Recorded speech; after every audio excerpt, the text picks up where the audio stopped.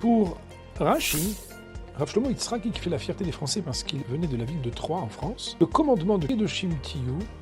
est lié directement à la fin de la paracha précédente, qui est la première des deux parachiotes qu'on va lire cette semaine, de Aharimot, et qui conclut en parlant des règles d'interdiction entre les hommes et les femmes. Quelles personnes ont le droit de se marier avec quelles personnes? Pas seulement par la parenté, mais par d'autres principes aussi, ce qu'on appelle le Gilouï Arayot. C'est ainsi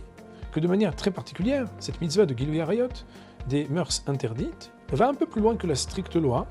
puisqu'il est écrit « Lotikrevu legalot erva ». On n'aura pas le droit même de se rapprocher de cet interdit, des liens entre des hommes et des femmes qui n'ont pas le droit de se marier ensemble. Et Rashi de nous dire que juste après qu'on termine cette paracha sur ce thème justement, on commence à nous dire Kedoshim, c'est pour nous dire que chaque fois où on trouvera des barrières saines et strictes entre les hommes et les femmes, c'est là-bas qui nous est indiqué dans la Torah qu'on pourra alors voir apparaître la Kedusha, la sainteté.